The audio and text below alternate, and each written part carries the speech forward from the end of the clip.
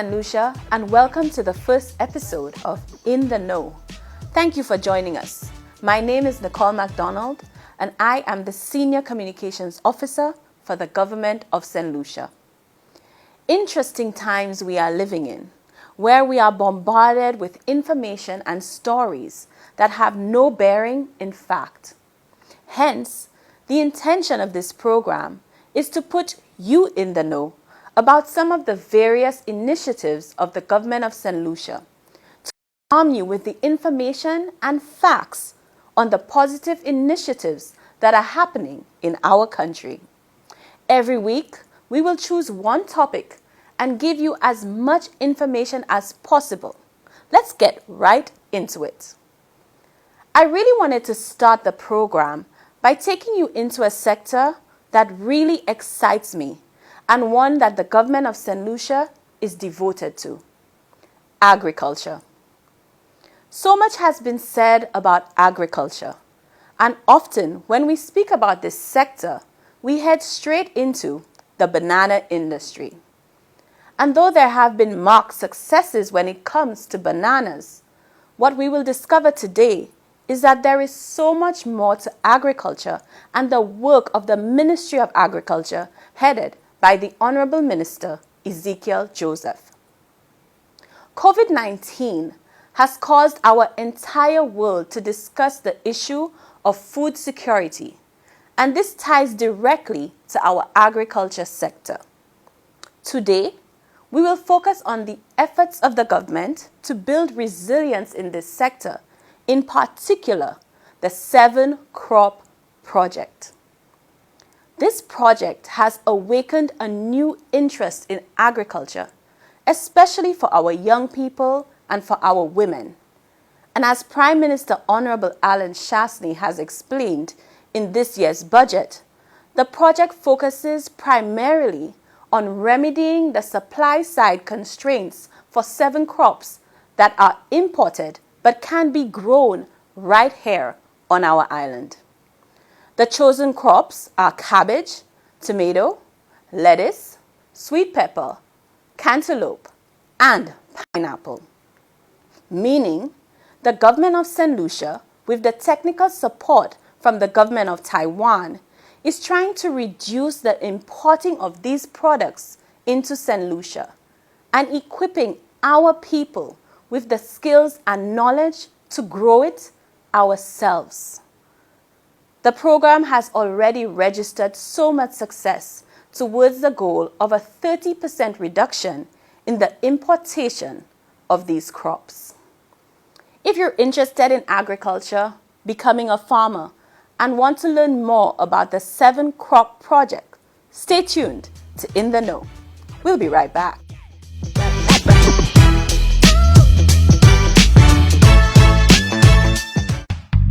We can win this war.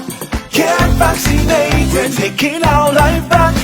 Get vaccinated. The COVID-19 Vaccination Drive is mobile and coming to you. There you can get the vaccine. It will protect you from developing severe outcomes of COVID-19 and make you less likely to spread the virus to others. It will also help you get your life back. Most of all, you will be doing your part to help St. Lucia bounce back from this pandemic. Visit the Ministry of Health and Wellness and Bureau of Health Education Facebook pages for the mobile vaccine schedule, and let's take our life back. Get vaccinated. This message is brought to you by the Bureau of Health Education of the Ministry of Health and Wellness. We can win this war. Get vaccinated, taking our life back. Get vaccinated. The COVID-19 vaccination drive is mobile and coming to you. Taking the 2 doses of the safe and effective AstraZeneca vaccine is our part to take St. Lucia back. Visit the Ministry of Health and Wellness and Bureau of Health Education Facebook pages to find out the vaccination time and venue nearest to you. Bring personal identification, and if you already have your first dose, bring your COVID-19 vaccination card when getting the second. Get vaccinated. This message is brought to you by the Bureau of Health Education of the Ministry of Health and Wellness. Hi, I'm Huma, and if you're like me, then you like to stay COVID-19 ready by arming yourself with information. COVID-19response.lc is your source for factual information on everything happening in St. Lucia regarding the fight against COVID-19. View the latest statistical data from our nation's Ministry of Health and factual figures from around the world. With the COVID-19 dashboard, you can stay up to date on the number of active cases currently on island, the number of recovered cases, and the number of COVID-19 tests that have been done, as well as other very useful data. You can even map the confirmed COVID-19 cases by health district and by gender. Try it out. Now that you have all the stats, stay on the website to view the latest video updates from the command center, the chief medical officer and her team leading the COVID-19 response. Read the recent advisories and press releases, and most importantly, all the information on how you can protect yourself against COVID-19, the latest protocols, find out what to do if you feel sick, the location of the respiratory clinics, and know the urgent contact numbers to receive care. Planning on traveling into or out of St. Lucia? Don't be caught at the airport without the right documents. Check out the links to all the latest travel guidelines and application forms. You could also follow the reopening of the country and review the plans for our nation's economic recovery. Protect yourself and those around you by staying informed. Visit COVID19response.lc today, and let's do this together.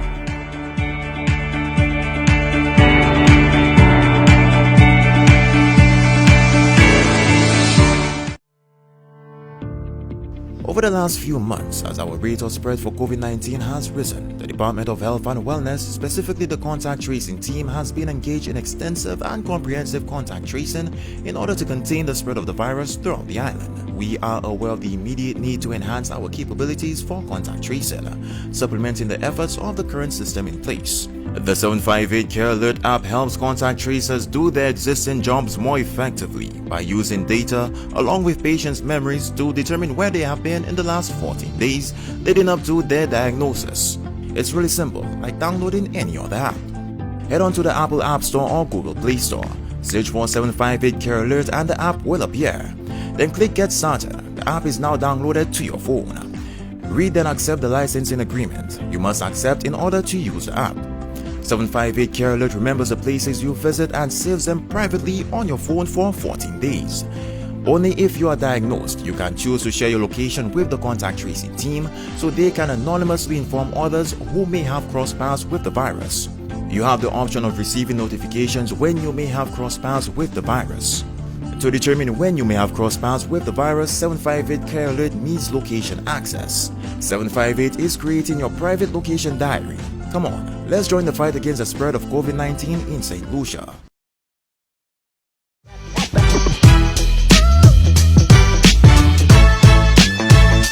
Thanks for staying with us on In the Know. I want to introduce you to Nicole McDonald, a 25-year-old who studied business and finance, but instead decided to become a farmer. Nicole's farm has been chosen by the government of St. Lucia as the testing ground for bell peppers. Here is her story. Nicole McDonald was told on many an occasion that being a farmer was not women's work, or it was not something that young people do. A graduate in business and finance, Nicole found herself longing for more than working just a 9-to-5 in the office. At 25 years old, this young woman from Ancillary is proof that hard work and following your passion, even if it means being on a farm at 4 a.m. harvesting crops, pays off. My name is Nicole McDonald. I am 25 years old. In the beginning, I was not encouraged to go into farming. Most persons figure that farming is a man's job, and especially as a young people come to you, graduating from the University of the Andes, St. Augustine, a lot of persons have the misconception that if you went to university, farming is not for you. That's a job for uneducated persons. So no, I was not encouraged. But right now, as persons see that I persevere and I continue and I have the drive and passion, now I get the encouragement from the persons within my community as well as family. In the beginning, I had 1 acre and I grew seasoning peppers alone. but gradually I saw the need to diversify, and currently I have 3 acres. I grow seasoning pepper, broccoli, chives, parsley, celery, beans, you name it. On a harvesting day, I have 3 workers and also friends and family who come to assist.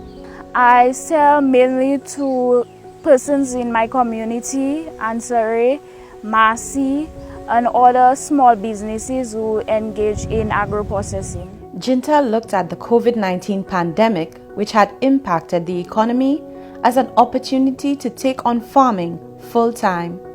She loves the flexibility of working her own hours and proudly showed us around her farm, explaining that she is currently experimenting with unique crops which traditionally are not grown in St. Lucia.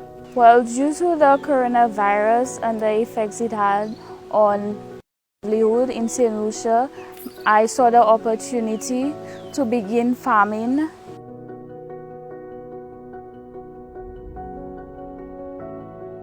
The difference is from working in an office environment and farming, it gives you the opportunity to be your own boss.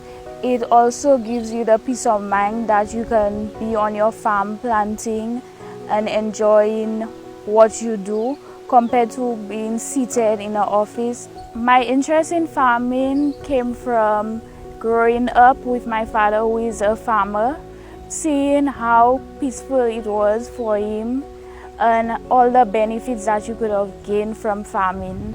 This young, inspiring woman from Ancillary has also been chosen to be part of St. Lucia's 7-crop program, and her farm will be used to test several varieties of bell peppers.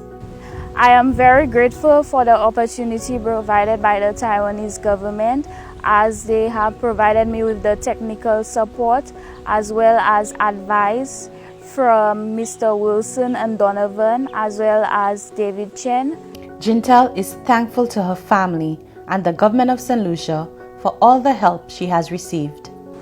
I am also very grateful for the Ministry of Agriculture for all the subsidies which they have provided me and as a young farmer, and I am greatly thankful for the opportunity to be able to gain fertilizer, potting soil, as well as plastic mulch as a subsidized price. I believe that this is a good initiative which encourages me as a farmer. And now, this young woman is encouraging other young people to take an interest in agriculture. Well, my best advice to persons who are looking to go into farming is that you should go ahead and do so. There are many benefits to farming, and that you should not listen to persons' misconceptions. If there is a passion or drive for it, you should go to do so. Of course, Jintel was letting out no secrets on how her new passion really pays off, but her smile says it all. Yes, you can make a good living from farming, and I'm gonna testify to this. In the future, I hope to be able to take my products from the farm and engage in agro-processing, as well as create more jobs for the community. Thank you so much, Jintel, for that snapshot into your life. I know there are a lot of young people watching this right now that can't wait to find out how they can get into this profession. When we come back, we will speak to the project coordinator for the 7-crop project, who will let you know how you can get started. Stay with us.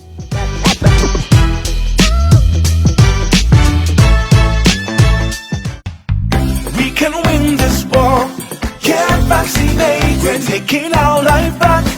Get vaccinated. The COVID-19 Vaccination Drive is mobile and coming to you. There you can get the vaccine. It will protect you from developing severe outcomes of COVID-19 and make you less likely to spread the virus to others. It will also help you get your life back. Most of all, you will be doing your part to help St. Lucia bounce back from this pandemic. Visit the Ministry of Health and Wellness and Bureau of Health Education Facebook pages for the mobile vaccine schedule, and let's take our life back. Get Get vaccinated. This message is brought to you by the Bureau of Health Education of the Ministry of Health and Wellness.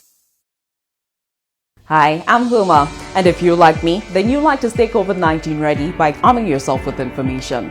COVID-19response.lc is your source for factual information on everything happening in St. Lucia regarding the fight against COVID-19. View the latest statistical data from our nation's Ministry of Health and factual figures from around the world. With the COVID-19 dashboard, you can stay up to date on the number of active cases currently on island, the number of recovered cases, and the number of COVID-19 tests that have been done, as well as other very useful data. You can even map the confirmed COVID-19 cases by health district and by gender. Try it out. Now that you have all the stats, stay on the website to view the latest video updates from the Command Center, the Chief Medical Officer and her team leading the COVID-19 response.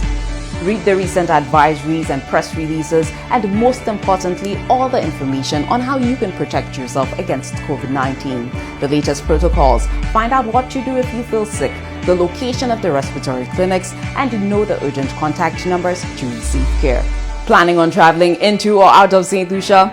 Don't be caught at the airport without the right documents. Check out the links to all the latest travel guidelines and application forms. You could also follow the reopening of the country and review the plans for our nation's economic recovery. Protect yourself and those around you by staying informed. Visit COVID-19response.lc today, and let's do this together.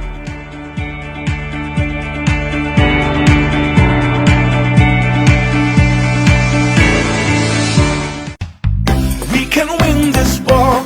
Get vaccinated. Taking our life back.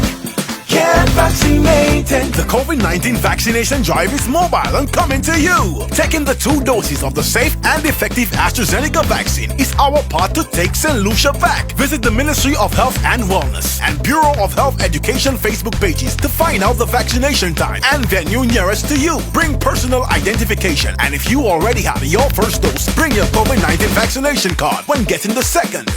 Get vaccinated. This message is brought to you by the Bureau of Health Education of the Ministry of Health and Wellness. Over the last few months, as our rate of spread for COVID-19 has risen, the Department of Health and Wellness, specifically the contact tracing team, has been engaged in extensive and comprehensive contact tracing in order to contain the spread of the virus throughout the island. We are aware of the immediate need to enhance our capabilities for contact tracing, supplementing the efforts of the current system in place. The 758 Care Alert app helps contact tracers do their existing jobs more effectively by using data along with patients' memories to determine where they have been in the last 14 days leading up to their diagnosis. It's really like downloading any other app. Head on to the Apple App Store or Google Play Store, search for 758 Care Alert and the app will appear. Then click Get Started. The app is now downloaded to your phone. Read and accept the licensing agreement you must accept in order to use the app.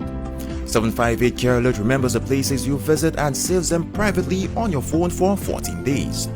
Only if you are diagnosed, you can choose to share your location with the contact tracing team so they can anonymously inform others who may have crossed paths with the virus.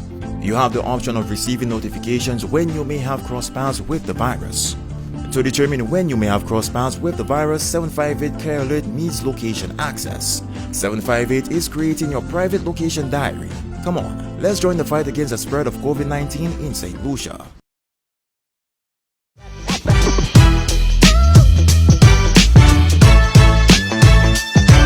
Welcome back to In the Know. Today, we're looking at the 7-Crop Project. The Ministry of Agriculture is filled with team members who are passionate about working in the sector. They are dedicated to seeing improvements for our farmers and equally inspired by the government's commitment to this project. Let's check out my sit-down interview with Adeline Udovic, who spearheads the efforts towards self-sufficiency in the 7 crops. So we're here today at the Union Demonstration Farm to hear a little bit more about the 7-Crop Project and some of the other initiatives that our Ministry of Agriculture has been working on. I'm here, like I said, with Miss Adeline Udovic. Nice to be with you. Same here, Nicole. This is a beautiful place we're at today. Yes, nice in the open. It's very calm, it's very breezy, and we're hoping that it would rain. But I just want to start, Adeline. Before we got here today, we got to meet some of your amazing team members. So before I get into the actual project, tell me a little bit about your team, your unit. Okay, so my unit is kind of combined. We have experts from Taiwan, because this project is a Taiwan Technical Mission project, and it's funded by the Taiwanese government. So we have specialists from Taiwan. That would be in production. Eric Chang is in production. He's our production specialist. And in that production unit, we have two persons. That would be Eric Chang, as I mentioned, and Edward Wilson. So that's our unit there for production. And we have our marketing specialist, that's Eileen Cheng from Taiwan. And she's assisted by Paulina, who's our marketing officer. So that's Paulina Albert. We also have Kema Prophet. She is an experienced extension officer, and she is basically assisting the project for both production and marketing, whatever areas that is necessary at the time. So she's kind of like the assistant coordinator, if you will. And we have Cyan Theophil. She's admin sec on the project, and we have my personal secretary, that's Hannah, and Karina, who is the Taiwan Technical Mission secretary, and she's assisting whenever we need assistance. But although this is the main team for the project, we have behind us, an invisible team. And this team is all of the extension officers in SaintLucia, and we also have assistants from the marketing unit, from research. So the entire ministry is our team, but this is the immediate team you saw today, all right? I mean, this team, a small team, has to achieve a lot. I mean, when I was reading up about the project, I got to see so many components of it. So, I mean, it's a tall feat that you guys have to achieve in a short space of time. But let's give the public of SaintLucia a little bit of background on the 7-crop project. Okay. I have to see where I could start. I could start in so many ways. The main thing is that we realize that we have been importing heavily these 7 crops that you mentioned. And when we look around the island, we see that farmers are producing it. Not just producing to say we have it here, but we have the quality that's needed by the market. So that's the main thing. The 7 crops are imported up to about $5 million worth of these crops combined. The highest of it being cabbage, then followed swiftly by bell peppers, then lettuce, and so on.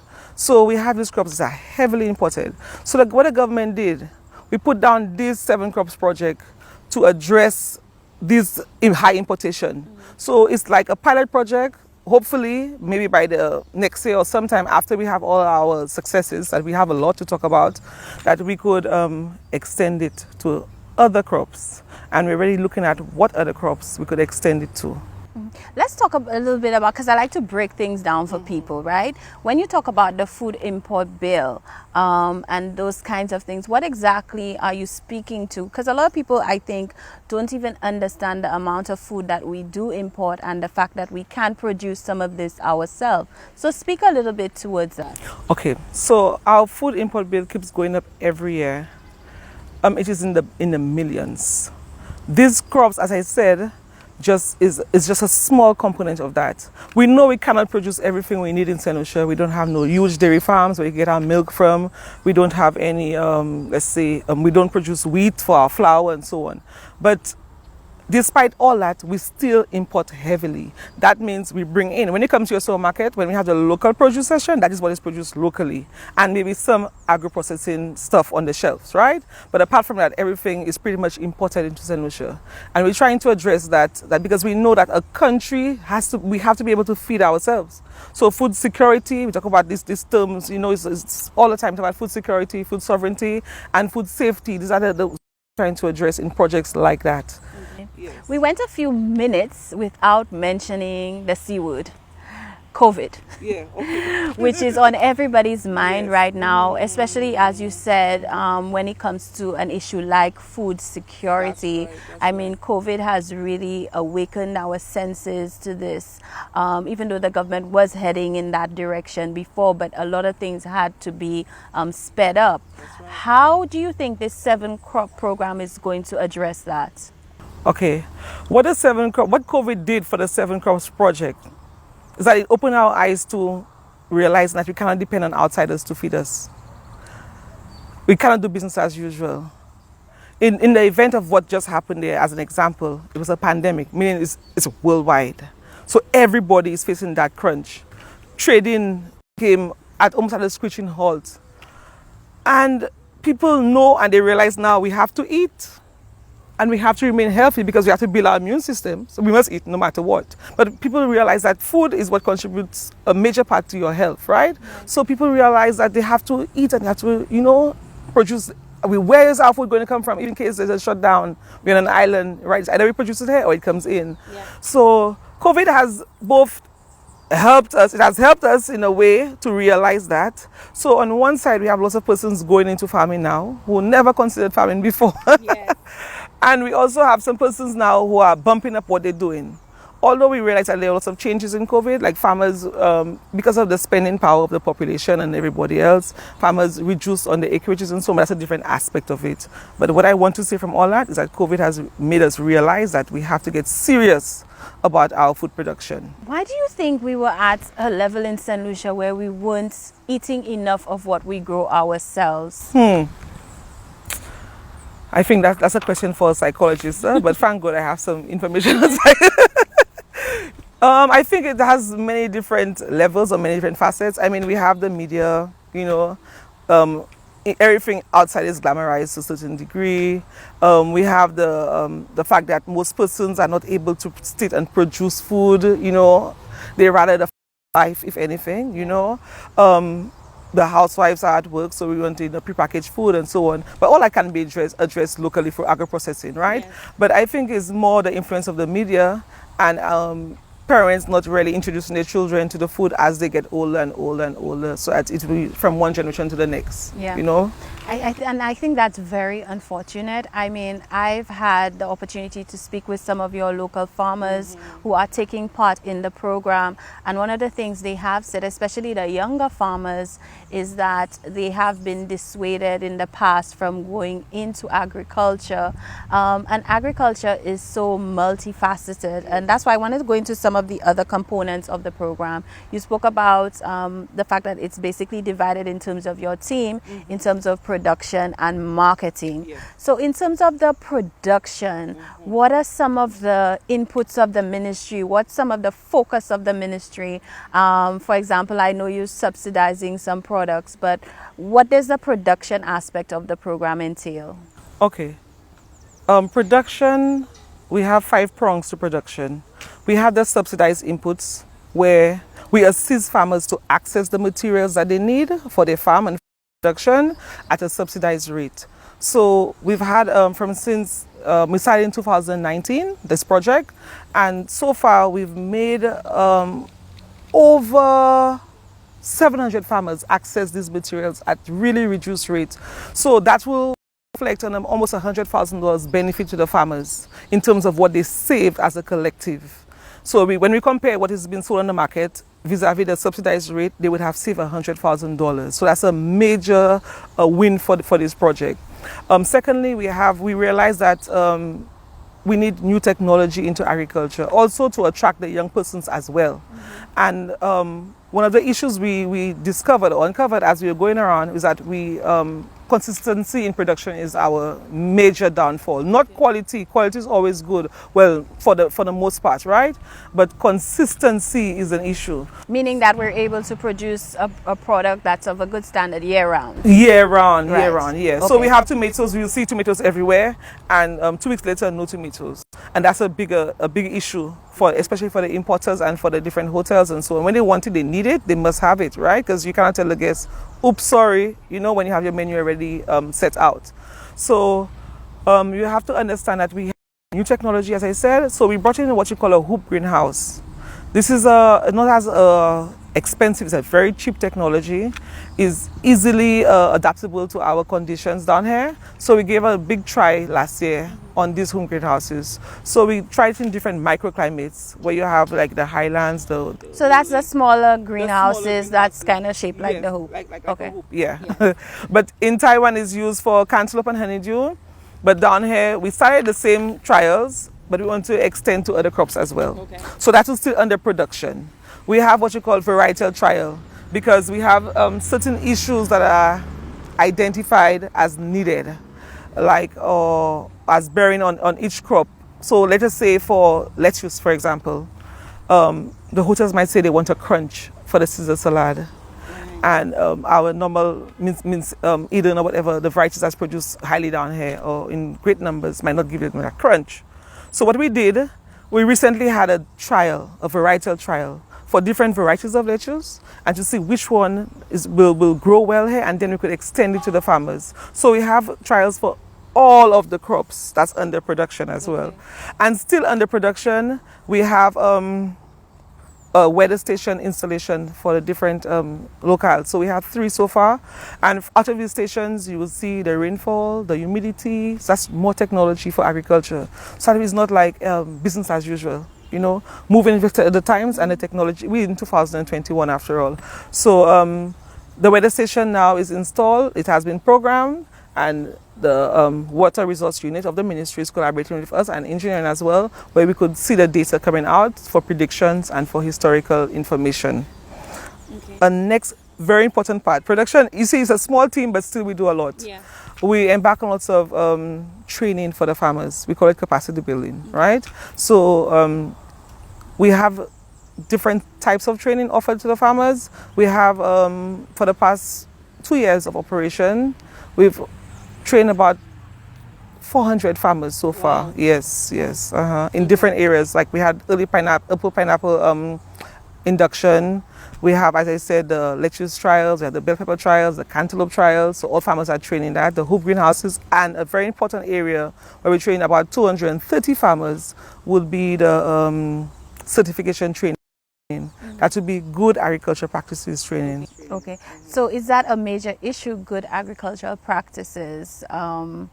Because I noticed there's a lot of emphasis, like you said, on the quality. Could that have to do with maybe some of the good practices that is maybe prevalent in the sector? So the government is working with the farmers to ensure that we get a better crop and that we go about it the best way. Does this also take into consideration the impact on the environment? Definitely. How to dispose of the different chemicals properly, you know. That's the next thing that directly will impact the environment. And the farm, the cleanliness, the hygiene. So it's not only the physical environment, but the environment of our bodies as well. So we help the farmers to observe the interval. So each chemical will come with its own recommendation as to how soon you could eat the food or consume it after it is treated. So we really emphasize the importance of that habit for the farmers, because we know that lettuce or any other vegetable is eaten raw for the most part, right? So we have to ensure that food safety is important for that. When we come to the good agricultural practices, we have to appreciate that we have farmers coming into the sector who might not even know about the different practices that's necessary. So we cater for these young farmers or these new farmers, especially the fallout we had from COVID. Lots of persons have lost their jobs. So we have an influx of persons coming in. So that's what I was about to ask you. With your training sessions and so on and the interest, have you noticed a different type of person coming forward to be interested in farming or take advantage of some of those things? Are you seeing more women, young people? What exactly is the makeup of those groups? I think we're seeing more young persons overall, and definitely more women as well. But we have persons who have forgotten that, you know, their father left them a land somewhere, or their father, you know, they come from a farming background, or their mother. Let's say parents. So persons are coming back into agriculture to sustain themselves and their families, and also to, you know, make a living, you know, and a very good one at that. So, okay, I want to be a farmer. I don't know anything about farming. How do I get started? I might have been able to rent a piece of land or get a piece of land. What is that start that the ministry can help me with? Well, the first thing is that, as I mentioned, extension earlier. You have a team of extension officers out there. We have 7 regions. So the country is divided in several regions. And you have trained extension officer in each region, headed by the supervisor regional head. And you go into that respective, wherever your area is, the respective office for your area. You make contact, obviously, and they will come out to the farm with you to give you advice onto the best crop, depending on what you want to go into. If we have livestock extension and crop extension as well. Okay. So they are there to help the farmers get started. And on the project side, we do the training part, and we will provide them with some assistance like seedlings and so on. Yeah, that's why I wanted to get down to the basics. What is it that the ministry provides in terms of clearing the land and those kind of things? And planning for irrigation, you know, a lot of these things scare people. Is that a service or yes, something? Definitely. That is where the engineering unit will come in. So we have the engineering unit at the ministry. They're responsible for everything to do with the land, from drainage to irrigation to land preparation to even water, different issues like the drought mitigation. So we have irrigation, they give you all that service from the ministry, and it's for free. Yeah. Land preparation is at a subsidized price again. So we have the unit, and the extension officers, they could direct you to the engineering unit. So I'm going to ask a blunt question I think a lot of young people have when it comes to farming. Is there any money in it? The farmers will tell you yes. Definitely there's money in it. It's not an easy win to say as soon as you come in, you'll just get rich tomorrow and have a double cab driving around the place and so on. But yes, there's money because people, as you could see, people have to eat. So it's a matter of doing your research properly to find out what area you should go into. You know, just come into farming and just go into anything. You have to see what's best for your area. Yes. What does the market need? Maybe what niche market that's out there that's not being supplied. When you see a niche market, we're talking about a peculiar market that, you know, somebody never thought of.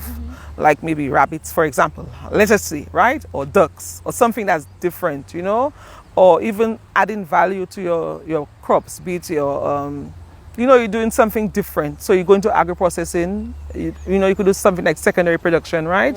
So instead of using primary production, you could also add value to that. Yeah. But then they have lots of areas that can be considered. Just look around, you know, and see what's missing, what's not being produced down here, or what the market needs. So do your market research, speak to the importers, speak to the different supermarkets, and just, you know, see what's needed. So I want to move into the marketing now, because I think we've kind of touched quite a bit on production. Based on the research I have done, I've seen a lot of farming pockets of things happening around the place, especially the farmers market, which I'm so excited about, that I noticed the Ministry of Agriculture has been doing in different areas in St. Lucia. You're also working closely with some other organizations, some supermarkets. You know, I'm very excited, and I think a lot of St. Lucians feel very proud when we walk into the supermarket and we see this area with our local food. Speak a little bit to the marketing aspect of the 7 Crop program and the overall thrust of the Ministry of Agriculture in terms of marketing. Okay, so on the program, we have a specialist. But in the ministry, we have a marketing unit headed by Thaddeus Constantine. And in the unit, you could get all kinds of assistance to move your product from one level to the next. But we understand that marketing is extremely important. Production is important, yes, but what do you do if your produce after it's produced, right? How do you market? Where do you market? And in what form? Are you going to package it and everything else, you know? So we realize that we have lots of essentials that have to be taken care of. These are just bare necessities. So on the program, we're working closely with the marketing board. We have built the first fresh produce pack house in the Caribbean, right in the Windward Islands, not the Caribbean. I guess the other islands. Where's the pack house located? In Otsa. Okay. So this pack house was built under the 7 Crops project, and right now it's built up to the standards of any international standards, where you could process, package, you know, select and everything else your locally produced produce, and for either for sales locally or export. So we did that under this project. Proud to say that. We also work closely with the marketing board to help them engage the farmers in contractual sales, where farmers don't have to worry about where will I sell after my harvest is done.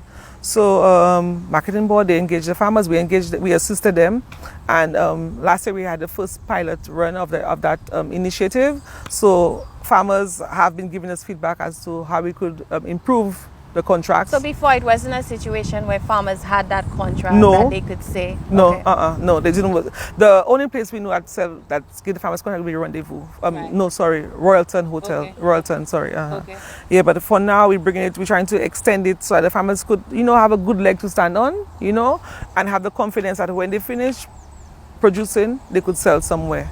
Does marketing board also, or does the Ministry of Agriculture also communicate to them what are the products that they would need in the next 6 months? Or is there a scientific way to kind of gauge what's going to be in demand and what's needed? Okay, yes, we did that. That is analyzing what has been done historically. So from seeing our production trends and also our import data, we see what is can be projected for the same if everything stays the same. Okay. The only odd year we had was the COVID, so that shifted things a bit. And out of that, we could do what we call production scheduling, where we could tell farmers, okay, in order for you to have X amount of pounds of any crop, you have to plant at this time. And we'll give the farmers the acreage that's needed. So that's something that the marketing board is engaging the farmers with now, production scheduling, and we did a lot of that under the project to ensure that there is consistency in production. But we have the farmers market, as you mentioned. It is it's not necessarily a new initiative, completely new on the ministry, but on that scale, it is new. So it's been done regularly. Lots of farmers have taken the initiative as their own now, and they're doing their own farmers market. The very same farmers that we pull in and we put together, they're doing their own farmers market now, which is a major plus to show that it is working and it's a good initiative. So we have every month, we have at least 2 farmers market on the island. So far, Constitution Park seems to be doing the best. Yeah. But I don't just see farmers there, I see other people there. Yes. I see other, so speak to that a little bit. Yeah, remember, agriculture is not only primary production. Okay. We have the agro-processors who tag along and they get the sales. We have the persons doing the wine, the fudge, the jams, the jellies, out of the local produce. Okay. So it's not just for just produce itself, but it's also for agro-processing. Okay, so under marketing, we have engaged the different importers in a very meaningful way to get in-depth information on each crop. Mm-hmm.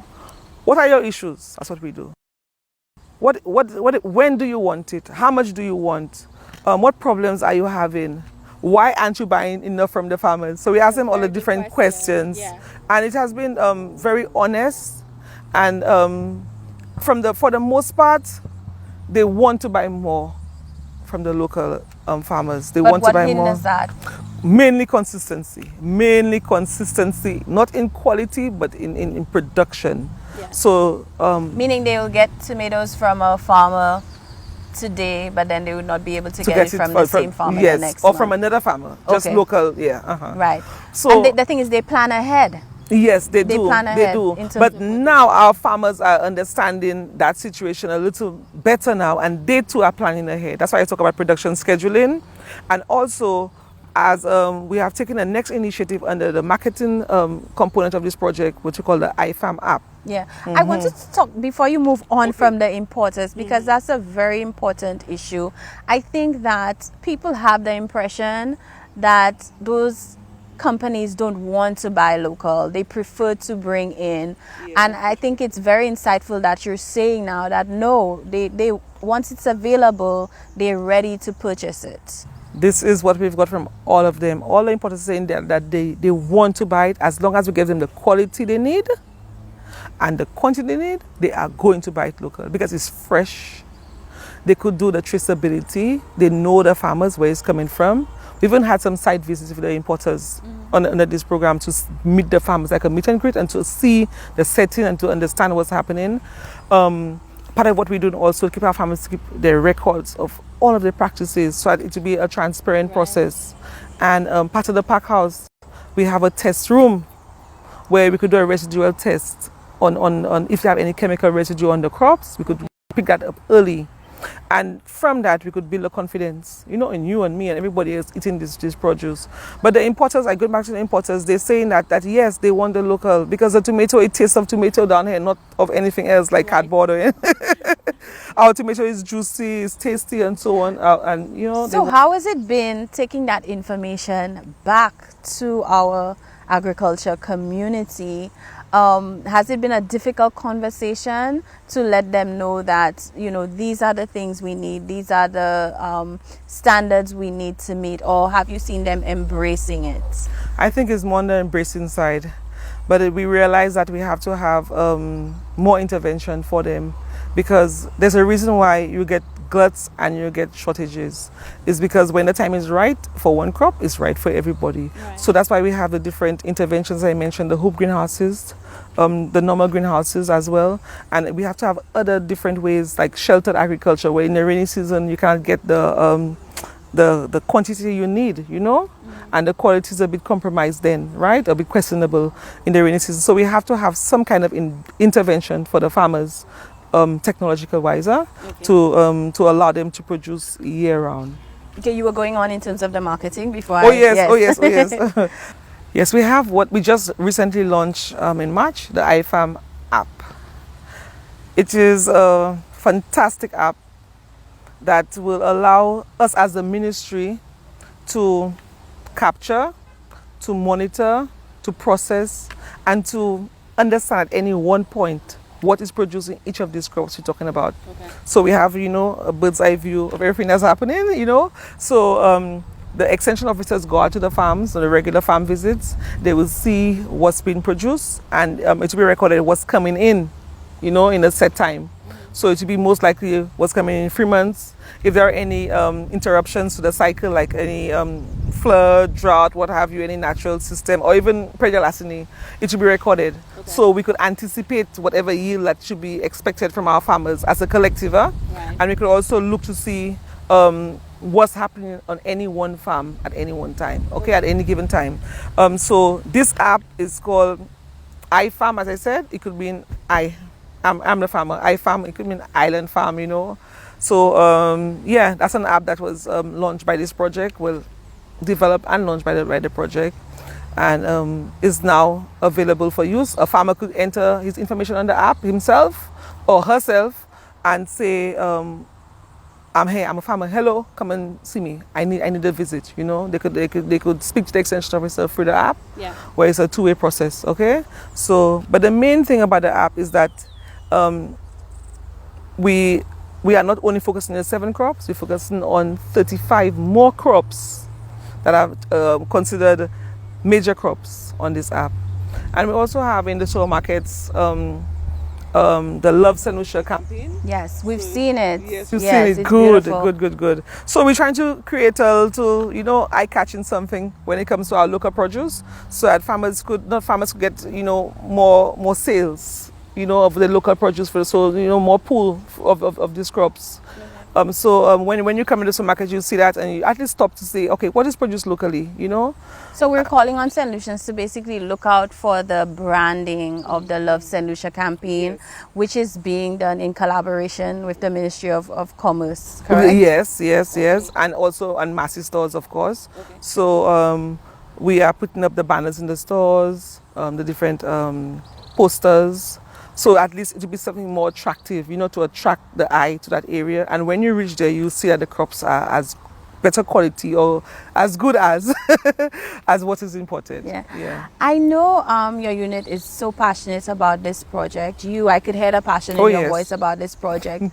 What impact do you think it's having? Where are we now in terms of the goal of the project? Well, for the final year, which is what we're in, our main objective is to reduce, our overall objective is to reduce the importation by 30%. We have already achieved that. Wow. Yes, through different interventions.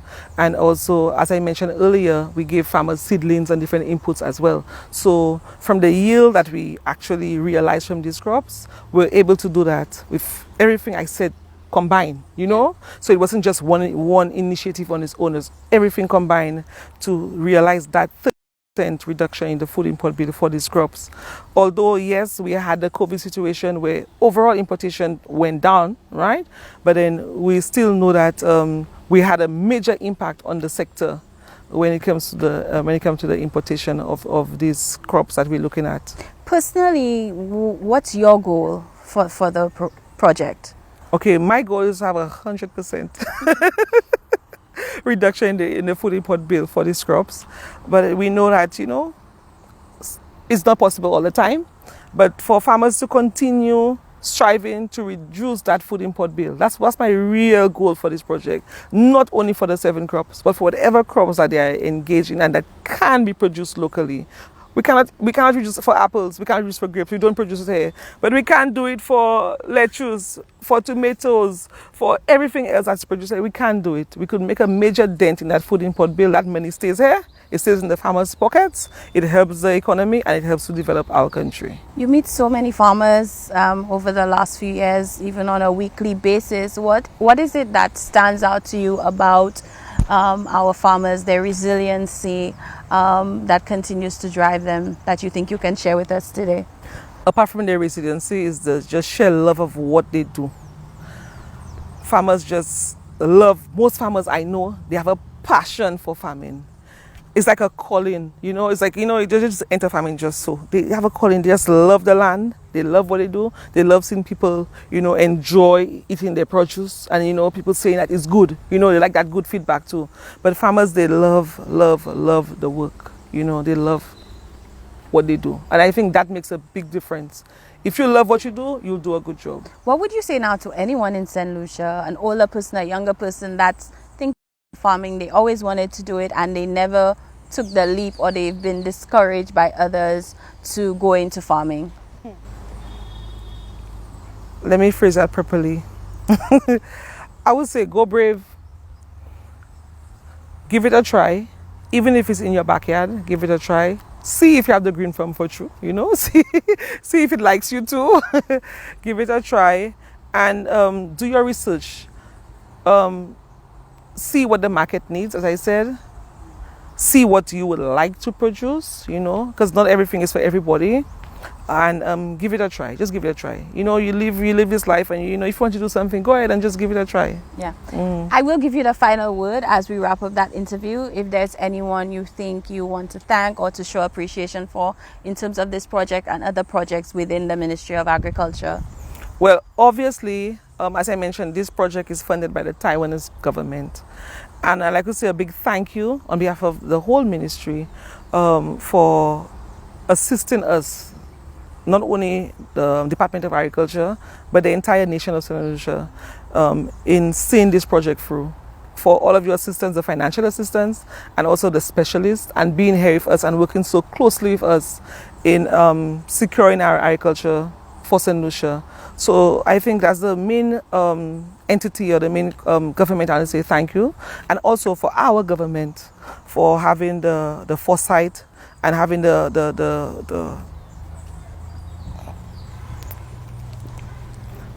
for our own government for having the foresight and for understanding the need of this country for reducing our food import bill, and for having this project as a serious project in the ministry. So I do thank even our minister. He's been working very, very closely with us on this project, and he keeps challenging us. Even some of the objectives we have were not our initial. The main one is the main one, right? So he keeps pushing us and testing us to do better and better. And also he's saying that we should extend it to other crops. We need to have this replicated. These lessons there where we learn, and these successes replicated. So to my entire ministry, and to the government of St. Lucia and the government of Taiwan, I'd like to say thank you. And to the team, our hardworking team you saw earlier, great job, and we'll continue doing our best to feed our country. Thank you so much, Adeline. This has been such an enlightening conversation. Hopefully I've done well enough for me to go home with some cabbages. Yes, you deserve. Thank you so much for joining us. Thank all right, you. Thank you. Thank you for having me. Thanks, Adeline, for all the information about the 7-crop project and how people can get involved. If you would like more information, you can contact the Ministry of Agriculture. I hope our first episode has inspired you to take a look at how you can get more involved in the sector. Before we wrap up, I just want to leave you with a few facts about the 7-Crop Project. Among the key achievements of this project are that it builds resilience to climate change. There's increased quality and quantity of our production.